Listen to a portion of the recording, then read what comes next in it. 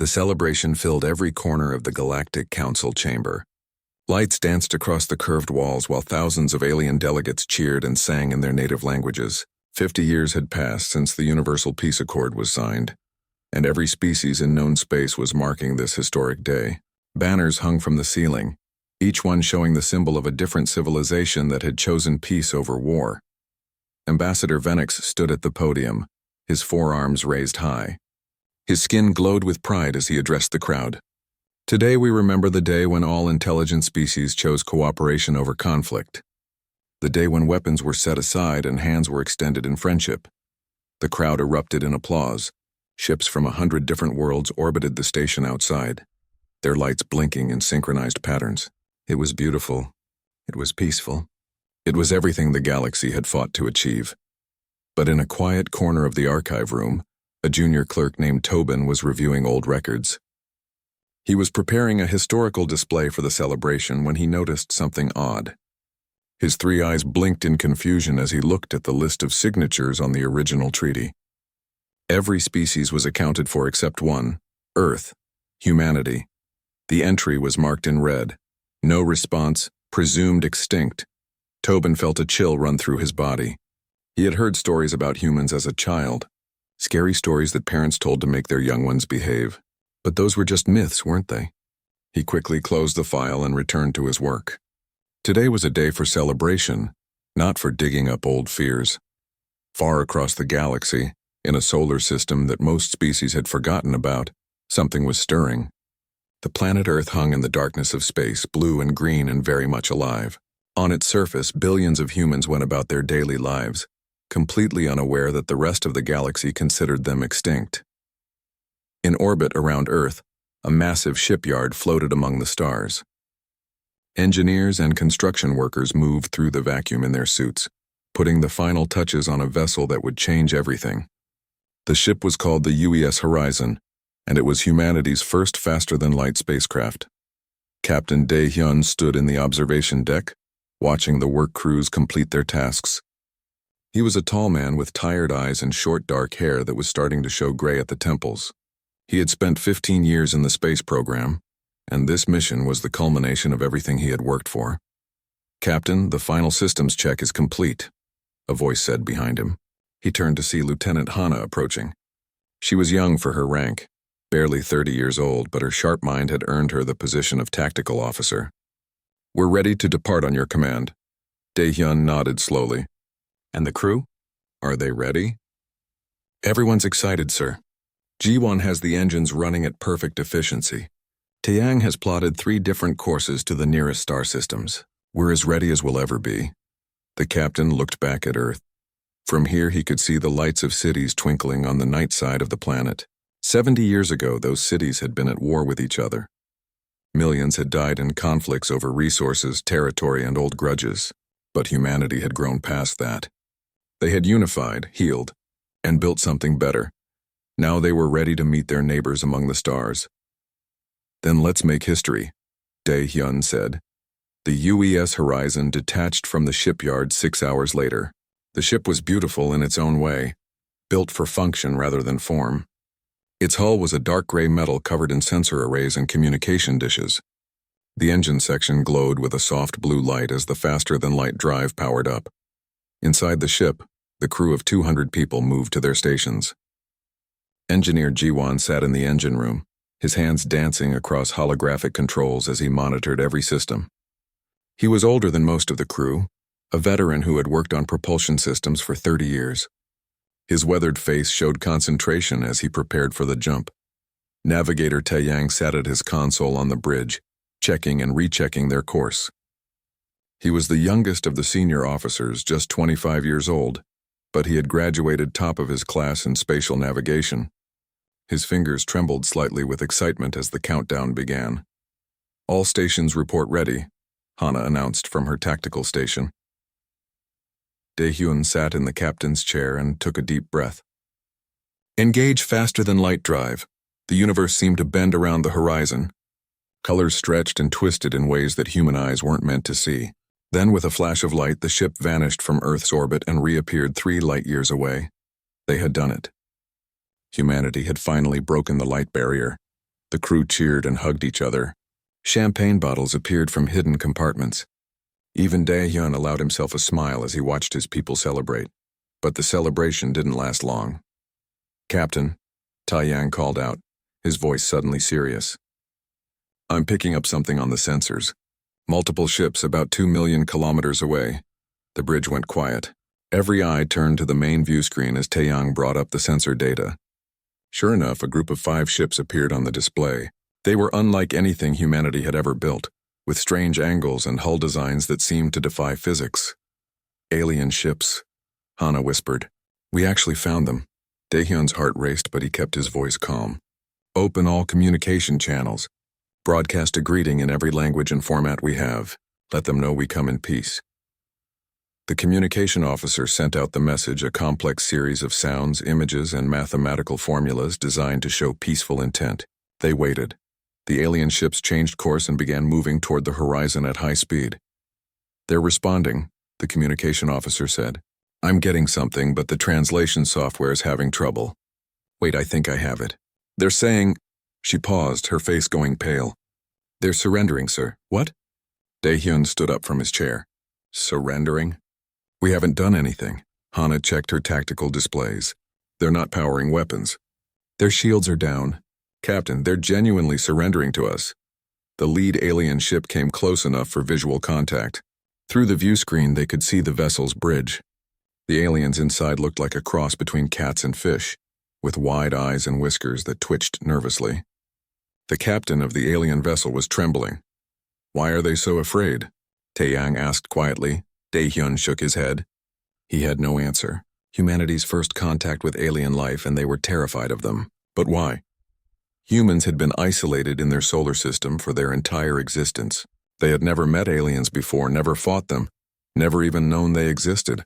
What could make an entire species surrender at the mere sight of a human ship? The alien captain's image appeared on the view screen. Through broken translation, his message came through. "Please spare our colony worlds. We will not resist.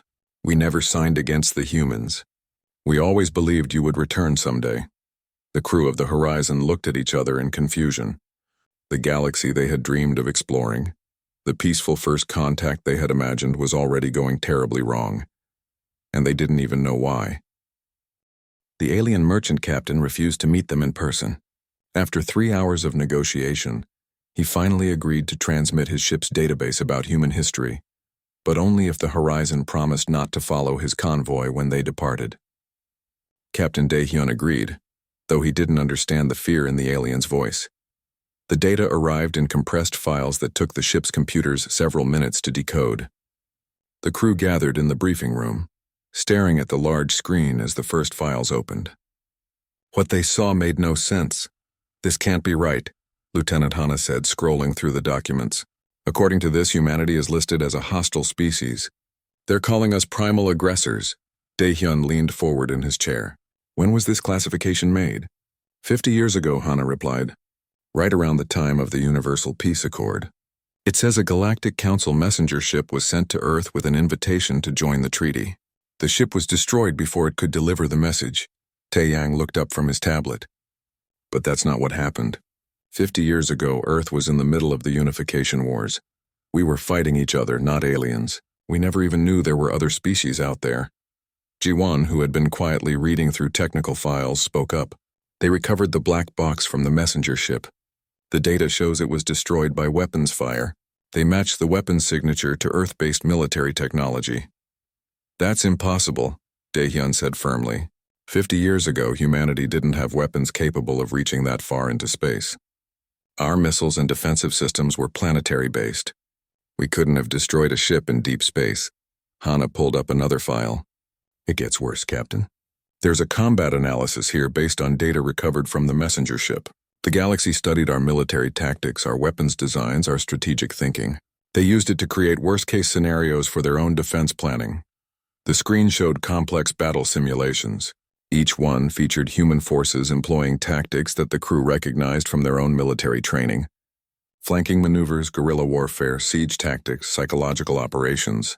The simulations showed human forces defeating much larger alien armies through superior strategy and ruthless efficiency. These scenarios were shared with every Species in the Galactic Council, Hana continued. For 50 years, every military academy in the galaxy has been training against the human threat. We became the standard by which they measured their own readiness. Daehyun felt sick, so the entire galaxy thinks we're monsters. Not just monsters, Ji-won said quietly. The boogeyman. Look at this section. There are cultural references to humans in dozens of different species' entertainment and literature. We're the villains in their horror stories. Parents tell their children about the humans who might come if they don't behave. Taeyang pulled up a particularly disturbing file. It showed a children's book from a species called the Narathi. The pictures showed dark, scary figures with human silhouettes attacking peaceful alien worlds. The text, when translated, read, "And if you are not good, the humans will come from the dark space and take you away." The room fell silent. The crew stared at the screen, trying to process what they had learned. Humanity had spent 70 years rebuilding after its wars, unifying the planet, and reaching for the stars with peaceful intentions. But the galaxy saw something completely different. How did this happen? Taeyang asked, his young voice filled with confusion. We never attacked anyone. We never even left our solar system until now. Hana started pulling up historical records from the Galactic Council archives. I think I'm starting to understand. Look at the timeline. The messenger ship was destroyed 50 years ago. The peace accord was signed immediately after. But the galaxy wasn't entirely peaceful even with the treaty. She brought up several reports of conflicts that had occurred during the past 5 decades. Small wars, border disputes, resource conflicts. Each one had been resolved through negotiation and council intervention. Every time a species threatened to break the peace, the council would remind them about humanity, Hana explained. They'd say things like, do you want to return to the days before the accord? Do you want to invite the kind of violence that humanity represents? It was a tool they used to keep everyone in line. Ji-won nodded slowly. Fear is a powerful motivator. They needed a common enemy to unite against, even if that enemy never actually did anything. But that doesn't explain why they thought we were extinct, Daehyun said. Hana scrolled through more files. After the messenger ship was destroyed, the council tried to make contact with Earth several more times. But our communication technology wasn't compatible with theirs. We didn't respond because we couldn't hear them. They interpreted our silence as hostility or extinction. Eventually, they just assumed we had destroyed ourselves in our own wars, which wouldn't have been an unreasonable assumption, Taeyang admitted. The unification wars were brutal. We came close to nuclear extinction several times. Daehyun stood and walked to the viewport, looking out at the stars. Somewhere out there, billions of aliens believed humanity was a species of ruthless killers. The irony was painful. Earth had finally achieved peace, had finally unified and set aside its weapons of mass destruction. They had built the horizon with exploration and friendship in mind, but the galaxy's perception was already set. Captain, Hana said softly, there's something else you need to see. She pulled up a military analysis document. It compared human combat doctrine with that of other species in the galaxy. The report was stark and unsettling. According to this analysis, human military strategy is approximately 70 years more advanced than current Galactic Council capabilities. Hana read, the 50 years of peace have caused most species to demilitarize almost completely. Their defense forces are more like police than armies. Meanwhile, Earth spent those same decades perfecting the art of warfare before achieving peace. Ji-won looked at the specifications. Our weapons technology is leagues ahead too. The Horizon's defensive systems alone could probably take on a dozen of those merchant ships we just met. Are you saying the galaxy's fear is actually justified? Taeyang asked. No, Daehyun said firmly. Fear is only justified if there's real threat. We came here to explore, not to conquer. But I understand now why they're afraid. We're walking into a peaceful neighborhood carrying weapons they've forgotten how to use. The captain turned back to his crew. We need to make contact with the Galactic Council. We need to explain the truth about what happened and prove that humanity isn't the threat they think we are. Will they believe us? Taeyang asked. Hana shook her head. 50 years of propaganda and fear won't disappear with a simple explanation. We're going to have to show them who we really are. Daehyun looked at the navigation charts. Where's the nearest Galactic Council facility? There's a trading station called Kiros about 6 light years from here, Taeyang replied. It's listed as a neutral meeting ground for multiple species. We could try making contact there. Set a course, Daehyun ordered. But we approach slowly and broadcast peaceful intentions every step of the way. I want no mistakes, no sudden movements, nothing that could be interpreted as aggressive. The crew returned to their stations. As the horizon prepared to jump to its next destination, Daehyun remained at the viewport thinking about the challenge ahead. They had come to the stars expecting wonder and discovery. Instead, they found fear and misunderstanding. The galaxy had declared humanity extinct. But now humanity was back, and they had to prove they were worth knowing. The question was whether anyone would give them the chance. Outside the ship, the stars shone cold and indifferent. The universe didn't care about intentions or truth. It only cared about actions, and humanity's actions, however misunderstood, had already painted them as monsters. Now they had to find a way to change that story, or live with the consequences forever.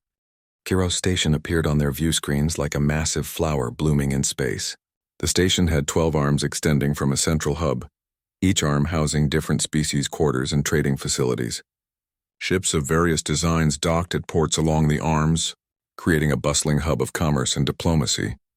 The horizon approached slowly, broadcasting peaceful greetings in every format their computers could generate. Captain Daehyun stood on the bridge, his hands clasped behind his back, watching the station's response with careful attention. "They're responding," the communication officer said. "Multiple languages, but I'm getting a translation. They're ordering us to maintain our current distance and power down all weapons." "Comply immediately," Daehyun ordered. "Show them we're not a threat." The horizon's defensive systems went dark. The ship drifted at a safe distance from the station, waiting. For 3 hours, nothing happened. The crew could see ships leaving the station in a steady stream, evacuating like birds fleeing before a storm. "They're afraid of us," Taeyang said quietly from his navigation console. Finally, a message arrived. It was an invitation to dock, but only the captain and 2 crew members would be allowed on the station. They would be met by Ambassador Venix of the Horgoth Confederation, a senior member of the Galactic Council. Daehyun chose Hana and Jiwon to accompany him.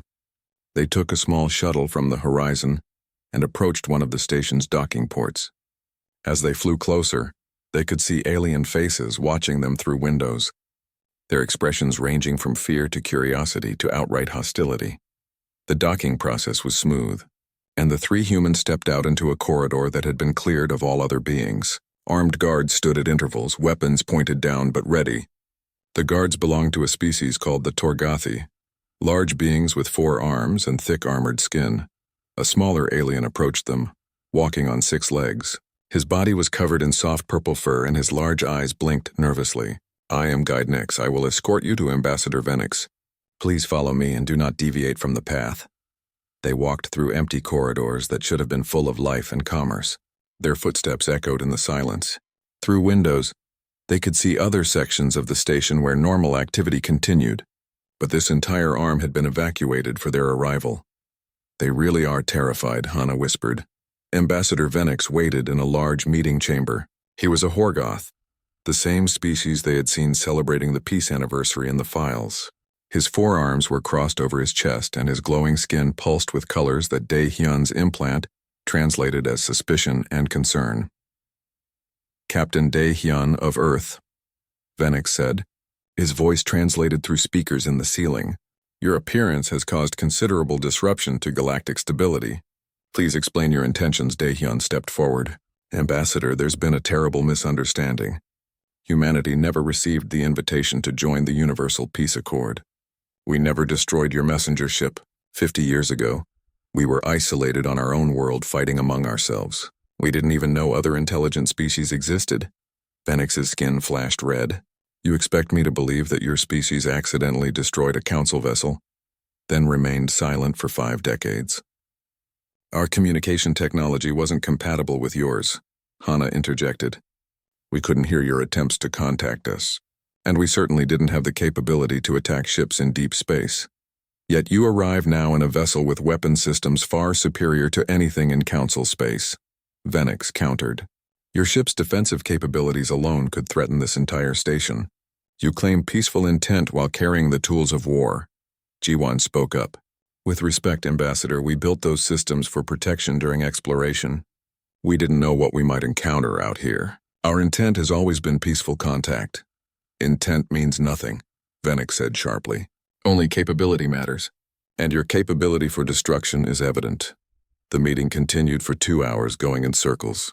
Venix refused to believe their explanation, and Dae-hyun couldn't provide proof of something that didn't happen. The conversation was going nowhere.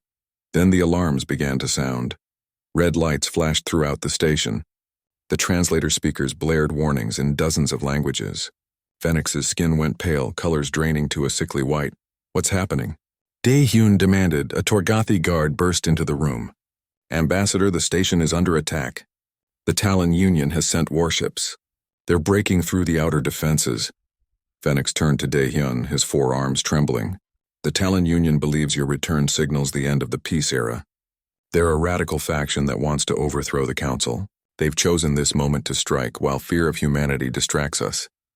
Through the windows, they could see explosions in the distance. Small fighter craft swarmed around larger warships, firing weapons that created bright flashes against the station's shields. The defense was chaotic and disorganized. Your people don't know how to fight anymore, Hana observed, watching the battle on a nearby monitor. We haven't needed to for 50 years, Venix said bitterly. The peace accord gave us prosperity and cooperation, but it also made us soft. We have defense forces, but they're trained for pirates and smugglers, not for coordinated military assault. Dae-hyun made a decision in that moment, one that he knew would change everything. How long until they breached the station? Minutes, Venix replied. Maybe less. Thousands will die. Not if we help, Dae-hyun said. He activated his communicator. Horizon, this is the captain. The station is under attack. I need you to engage defensive protocols and coordinate with their defense forces. There was a pause. Then Taeyang's voice came through. Sir, if we engage in combat, we'll confirm everything the galaxy fears about us. If we don't, innocent people will die, Dae-hyun replied, and we'll prove that we're cowards as well as monsters. Engage now. The Horizon moved like a predator awakening from sleep. Its engines flared bright blue as it accelerated toward the battle. The ship's weapon systems came online, targeting arrays locking onto enemy vessels with precision that made the Talon Union's fighters look clumsy by comparison. Taeyang's piloting skills, honed in simulators that prepared for worst-case scenarios, made the Horizon dance between enemy fire. Hana, watching from the station, transmitted tactical analysis directly to the ship's combat computer. The station's confused defenders suddenly had clear orders and coordination. Shield breaches on sections 4 and 7, Hana called out, reading the battle data. Horizon redirect fire to support those positions. Station defense grid. Concentrate your remaining power on the main assault ships. The battle that had been a one-sided massacre moments before suddenly shifted. The Horizon's weapons, designed by a species that remembered how to wage war, cut through enemy shields with frightening efficiency. But Dae-hyun had given strict orders. Disable, don't destroy. Every shot was calculated to cripple engines or weapon systems, not to kill. Within 15 minutes, the Talon Union assault force was retreating. Not a single enemy ship had been destroyed, but all of them were damaged enough to flee. More importantly, not a single defender had died. The Horizon had coordinated the defense so effectively that casualties were minimal. As the last enemy ship jumped away, silence fell over the station. Every being who had witnessed the battle stood in shock. They had just watched a single human ship do what their entire defense force couldn't manage.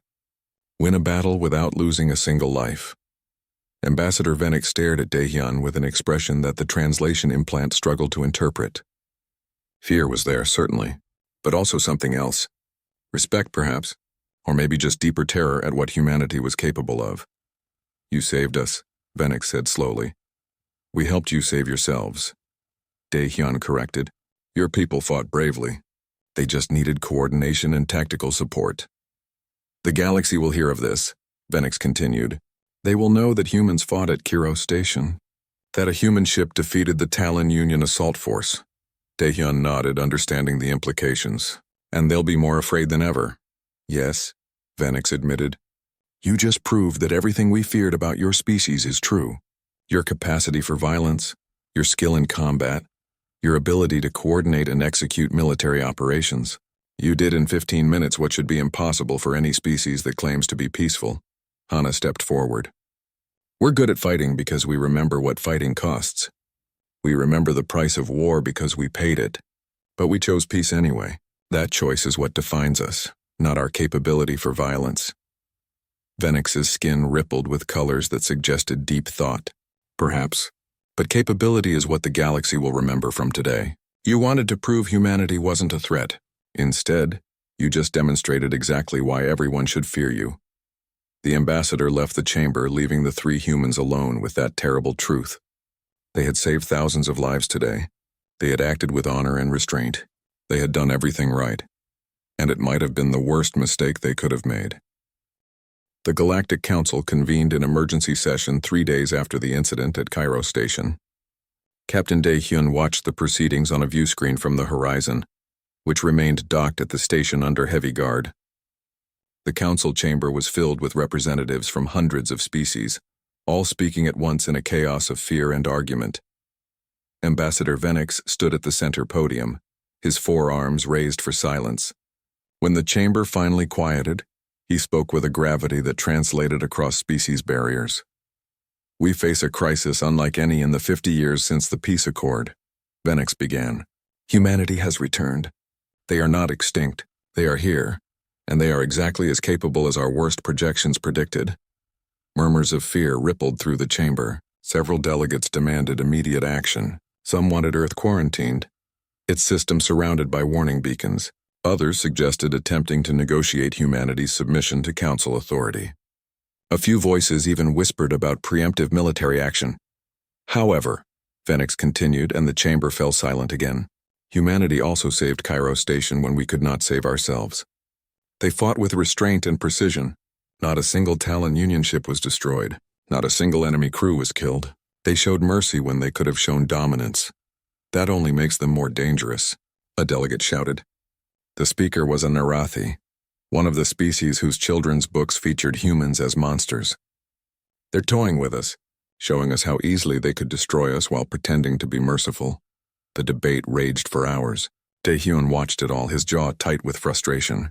Everything humanity did was being interpreted through the lens of 50 years of fear and propaganda. There was no way to win this argument. Then the second crisis hit. Reports flooded in from multiple sectors. The Talon Union hadn't been discouraged by their defeat at Cairo Station. Instead, they had been emboldened. Their forces attacked 3 more systems simultaneously, overwhelming local defenses. A mining colony on Vextari Prime went dark. An agricultural world called Thesson sent desperate pleas for help before communications cut off. A trading hub near the Corvin Expanse reported ships approaching. The Galactic Council's peacekeeping forces scrambled to respond, but they were spread thin and poorly coordinated. 50 years of peace had not prepared them for this. The forces sent to Vextari Prime were pushed back within hours. The fleet rushing to Thesson arrived to find the planet's orbital platforms destroyed and enemy forces landing on the surface. Dae-hyun watched the reports with growing horror. The crew of the Horizon gathered on the bridge, seeing the same terrible pattern emerge. The galaxy was losing a war it had forgotten how to fight. We should help them, Ji-won said quietly. The engineer's hands gripped the console in front of him. We have the skills they need. If we fight, we become the monsters they think we are, Hana countered. But her voice lacked conviction. She was watching footage from Thesson, where civilians were fleeing burning cities. Taeyang looked at his captain. What do we do, sir? Before Dae-hyun could answer, a priority communication came through. Ambassador Venix's face appeared on the screen. The ambassador looked older than he had 3 days ago, his skin color dim and exhausted. Captain Dae-hyun, Venix said, I need to speak with you, privately. They met in the same chamber where they had first talked, but the atmosphere was different now. Venix's proud bearing was gone, replaced by the weight of desperate circumstances. The Council is losing control, Venix said bluntly. The Talon Union is winning because they remember how to wage war and we don't. Our forces are brave but untrained. Our commanders are peacekeepers, not generals. We're going to lose worlds, Captain. Maybe dozens of them. Billions will suffer, Dae-hyun nodded slowly. You want our help? I'm here to beg for it, Venix replied. The Council hasn't authorized this conversation. Half the delegates would rather lose worlds than ask humanity for military aid. But I watched what your ship did at Cairo Station. I saw the efficiency, the coordination, the precision. You could teach us. You could help us defend ourselves. And in doing so, we'd confirm every fear the galaxy has about us, Daehyun said. Yes, Venix admitted, but innocent people are dying while we debate our fears. I'm asking you to make an impossible choice. Help us and become the weapons dealers of the galaxy, or refuse and watch species burn. Daehyun was silent for a long moment. If we do this, it won't be as mercenaries or conquerors. Earth will expect full diplomatic recognition. Humanity must be welcomed into the Galactic Council as equals, not feared as monsters or used as tools. Venix's skin flashed colors that suggested surprise. You're negotiating terms while people are dying? I'm ensuring that if we risk our lives to save yours, it won't be forgotten the moment the crisis ends, Daehyun replied firmly. Humanity deserves better than to be called upon only when you need warriors, then shunned again when peace returns. The Council will never agree, Venix said. Then billions will die, Daehyun replied coldly. Make them understand, Ambassador. We're not their servants or their weapons. We're their equals or we're nothing at all. Venix left to return to the Council. Daehyun returned to the horizon, where his senior crew waited in the briefing room. He told them about the conversation and the choice that lay before them. We came out here to explore, Juwon said, to make peaceful contact with other species. Instead, we're about to become everything they feared we were. Are we? Hana asked. They fear us because they think we're mindless killers. But what we're actually good at is winning wars while minimizing casualties. That's not the same thing.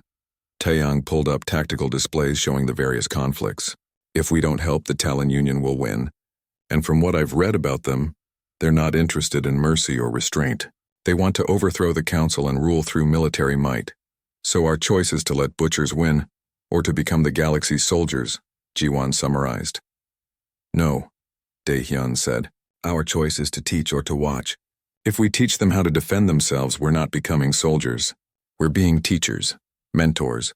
We're sharing the hard lessons we learned so they don't have to learn them through blood and fire. The crew debated through the night. Arguments flew back and forth, passionate and heartfelt. Some felt humanity should stay out of alien conflicts entirely. Others believed they had a moral obligation to help. Still others worried about the precedent they'd set and the reputation they'd cement. In the end, they took a vote. It wasn't unanimous, but the majority agreed. They would help, but only on their terms. 2 days later, Ambassador Venix returned with the Council's answer. It had taken a near-catastrophic defeat at Vextari Prime to convince them, but they had finally agreed. Humanity would be granted provisional membership in the Galactic Council. Earth would be formally invited to sign the Universal Peace Accord. In exchange, Captain Daehyun and the crew of the Horizon would assist in training and coordinating Council forces. There's one more condition, Venix said. The Council requests that you take command of the Joint Defense Fleet. They want a human to lead the counterattack against the Talon Union. Daehyun felt the weight of that request settle on his shoulders. I'm an explorer, not a general. You're a human, Venix replied. And right now, that's what we need. Someone who remembers how to fight. Someone who can teach us to survive. The captain looked at his crew. Hana nodded slowly. Jiwon squared his shoulders. Taeyang offered a small, brave smile. We'll do it, Daehyun said. But we do it our way. We minimize casualties on both sides. We fight to disable and capture, not to destroy. And the moment the Talon Union is defeated, we return to being explorers. Agreed? Agreed, Venix said. They shook hands, or rather, Daehyun's one hand met Venix's four. It was an awkward gesture, but it symbolized something important. For the first time in 50 years, humanity was officially part of the galactic community. Now they just had to save it. The Joint Defense Fleet assembled at Rally Point Meridian, an empty region of space chosen for its strategic position between the threatened worlds. 247 ships from 18 different species arrived over the course of 3 days. Each ship was designed differently, operated by crews with different instincts and training, commanded by officers who had never worked together before. It was chaos. Captain Daehyun stood on the bridge of the horizon, watching the fleet formation on his tactical display. Ships drifted in loose groups, maintaining distances that made no tactical sense. Communication channels were flooded with confusion as commanders tried to coordinate in dozens of different languages. This is going to be harder than I thought, Hana muttered beside him. She had spent the last 12 hours trying to organize the fleet into coherent battle groups with limited success. They've forgotten the basics, Jiwan observed from his engineering station. Look at that Corvin destroyer. It's positioned where friendly fire from 3 different ships could hit it. They're not thinking about overlapping fields of fire or mutual support. Daehyun opened the fleet-wide communication channel. His words would be translated into every language simultaneously. All ships, this is Fleet Commander Daehyun. I know this is unusual for all of you. You're not used to taking orders from a human, and I'm not used to commanding such a diverse force, but we're going to learn together. First lesson starts now. He nodded to Hana, who transmitted a basic formation pattern to every ship. It was simple, something human military cadets learned in their first month of training. 3 ships formed a triangle supporting each other's weak points. Multiple triangles combined into larger formations, creating overlapping zones of protection and firepower. Reform into the pattern I just sent, Daehyun ordered. Take your time. I'd rather you do it slowly and correctly than quickly and wrong. The fleet began to move. It took 2 hours for the ships to arrange themselves properly. There were mistakes and near collisions, but gradually the chaos began to resolve into order. The ships formed triangles, which formed wings, which formed a coherent battle line. Good, Daehyun said. Now you're not 247 individual ships. You're a fleet. Remember this feeling. Remember that you're stronger together than apart. The training continued for days. Daehyun didn't rush them. He understood that these crews had forgotten lessons that humanity had paid for in blood. Every tactic he taught them, every formation he drilled them on, had been learned the hard way by soldiers on Earth. Hana worked with the tactical officers, teaching them to read battle space and predict enemy movements. She showed them how to identify weak points in formations and how to protect their own vulnerable areas. The alien officers were smart and learned quickly, but they lacked the instinctive understanding that came from actual combat experience. Jiwan helped the engineers retrofit their ships with better defensive systems. Nothing that would violate their own species' technological restrictions, but clever uses of existing equipment that improved survivability, shield harmonics that could be synchronized between ships, damage control procedures that prioritized crew safety, emergency protocols for when things went wrong. Taeyang trained the pilots. This was perhaps the hardest task because piloting philosophy varied wildly between species. Some flew with mathematical precision but lacked adaptability. Others were too aggressive, treating their ships like personal weapons rather than parts of a larger whole. Taeyang had to find the balance between order and chaos, teaching them to be both disciplined and flexible. But the most important lessons weren't tactical or technical. They were psychological. You've been at peace for 50 years, Daehyun told the assembled commanders during a briefing. That's beautiful. It's something humanity dreamed of for centuries. But peace makes you forget certain truths about survival. The Talon Union remembers those truths. They're willing to be brutal because they're not afraid of violence. A Narathi commander raised a tentacle. Are you saying we should become brutal like them? No, Daehyun replied firmly. I'm saying you need to remember that survival sometimes requires hard choices. You need to be willing to fight, really fight, when the alternative is losing everything you've built. Peace isn't the absence of violence. It's the willingness to defend your values when they're threatened. He paused, looking at each commander in turn. The Talon Union thinks you're soft. They think 50 years of peace has made you weak. Prove them wrong. Show them that choosing peace doesn't mean forgetting how to fight. It means being strong enough to choose mercy when you could choose destruction. The message resonated. These were people who had built something precious over decades of cooperation. They weren't warriors by nature, but they were intelligent and determined. They could learn. They would learn. After 2 weeks of intensive training, reports came in that the Talon Union was gathering forces for a major assault. Intelligence suggested they were targeting the Corvin Expanse, a densely populated region with strategic resource deposits. If it fell, the Talon Union would gain the resources to sustain a prolonged war. This is it, Daehyun told his senior staff. The Talon Union expects to face the same disorganized resistance they've beaten before. Instead, they're going to face a united fleet that knows how to fight. We're going to surprise them. The Joint Defense Fleet arrived at the Corvin Expanse 6 hours before the Talon Union attack force. Daehyun positioned the ships in a defensive formation around the key worlds, using the natural cover of asteroid fields and moon orbits to hide their full strength. It was a classic ambush setup, one that worked because the Talon Union had grown overconfident. When the enemy arrived, they came in force. Over 400 ships, nearly twice the size of the defense fleet.